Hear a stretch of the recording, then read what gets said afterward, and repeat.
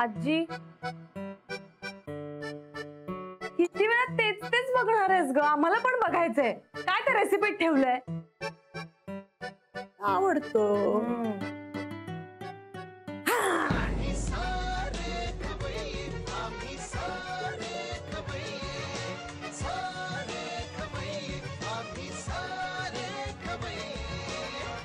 चला उद्या एक नवीन पाककृती बघायला मिळणार. सायली, तुला तळमळायला काय झालंय? काही नाही, अभ्यास करतेय. अगं पण अभ्यास करताना असं तळमळलं? याच्या आधी कधी दिसली नाही तशी तळमळताना ती. आजी टीव्ही बघतीयस ना? टीव्ही बघ, तिला अभ्यास करू दे. आई गो, पोटना जडच झाले बाई. त्या अंजलीनी पण ना त्या मटारच्या रशामध्ये कोथिंबीरीच्या वड्या सोडल्या होत्या आणि शेवग्याच्या शेंगाची आमटी. आई ग, आता पोट जड झालंय आणि झोप सुद्धा यायला लागली. ए आजी, गप्प बस ना जरा. एक तर टीव्ही बघ, नाही तर बडबड कर. दोन्ही एकदम काय? तुला काय झालं चिडायला? तुला भूक लागली का काय? नाही, तिला भूक लागली नाहीये, ती अभ्यास करते. आणि काय ग, नेहमी या वेळेला झोपतेस, आज बरी जागी आहेस.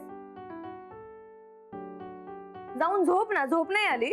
हो हो, झोपणारच आहे बाई.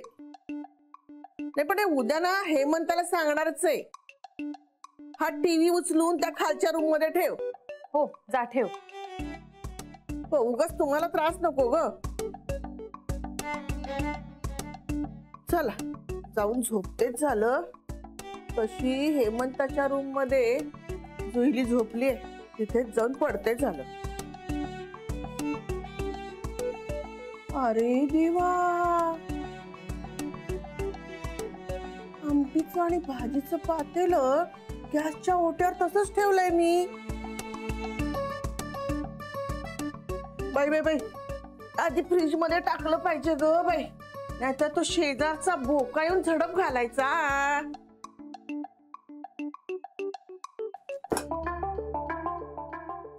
ताई, मला भूक लागलीये ग. मग तुला काय सांगितलंय मी? संध्याकाळी 7 नंतर जेवायचं नाही. नो कार्ब. डाएट फॉलो करा, मी सांगते ते, नाही तर वजन वाढेल.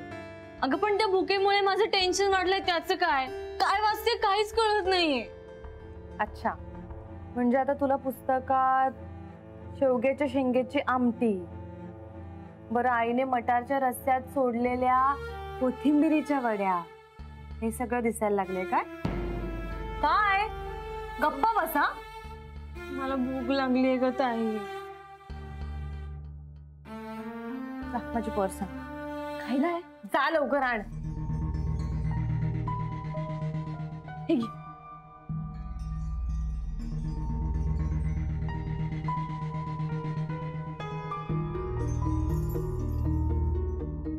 हा, डार्क चॉकलेट आहे.